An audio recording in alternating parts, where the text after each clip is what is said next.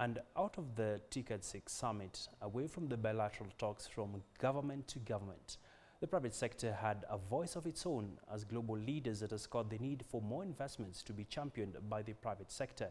Well, I spoke to Philippe Valahu, who heads the Private Sector Infrastructure Development Group based in the United Kingdom, who took part in the conference. Now let's listen in.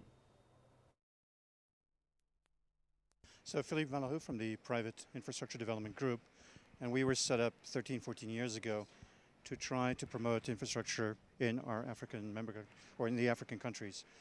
And we do so by providing a suite of financial products along the project cycle. And the aim is to de-risk the projects so that those investors, they could be across foreign or they could be local, to take away some of that risk, provide the financing and make sure those investments happen. In Kenya, we've worked on Olkaria 3, the geothermal. We're working on geothermal in Ethiopia. We've worked on solar power in Rwanda, gas-fired power plant in Ghana. In Uganda, we've worked on the Lake Victoria, providing ferry services, and then potable water and electricity on the island.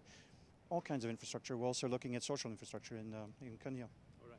And Philippe, just talk to us about the talk around private sector-led investments, sort of dominated talks at the TICAD conference.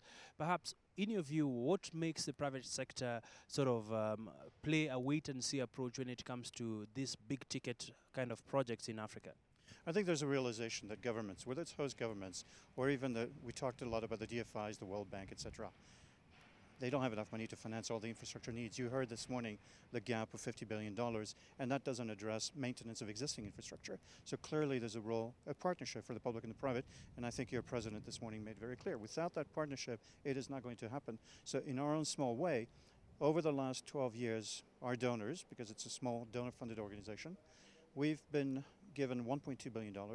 We've leveraged that $20 billion from the private sector, of which half is domestic. So it's not just bringing in cross-border, but finding ways for domestic banks, domestic investors to participate. And without the local investors, the local developers, it will never work. And that's what we're trying to do.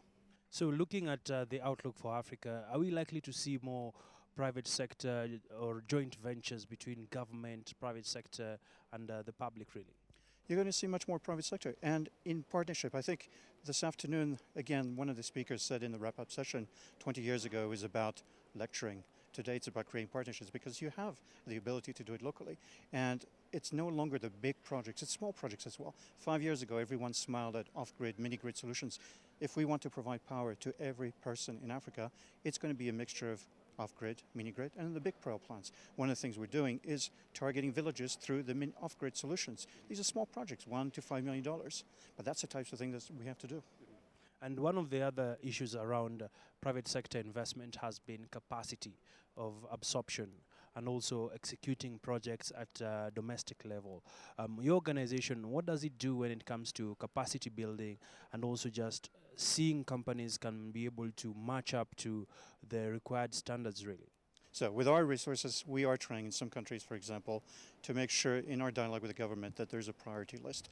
As you know, sometimes governments have ambitious programs, but we have to have a realistic program. And so we're trying to take a more programmatic approach in countries so that if renewables is an important, because you want to diversify the mix of energy sources, then we will work to try to see what we can do and play our part there.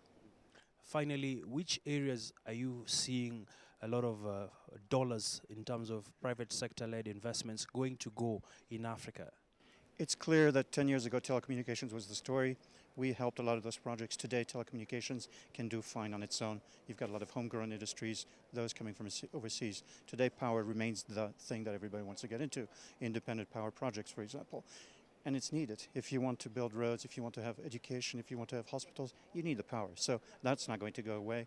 Other sectors are coming into the play, the health sector, education, water, but power will continue to play a major role. And do you think we are getting it right as a continent on addressing the high cost of power, which has sort of seen a number of multinationals think twice before coming to Africa? I think now some countries are leading the way by realizing that there isn't a single model that fits every project. Some projects have been done in the past that were very expensive. It did not work out because at the end of the day, you're looking for power for the poor man on the street, for the companies that are trying to build. They don't need brownouts. They can't operate under brownouts. So today you have a multiple models, whether it's main power plants, mini grid, off grid, to try to target different parts of the population and the businesses.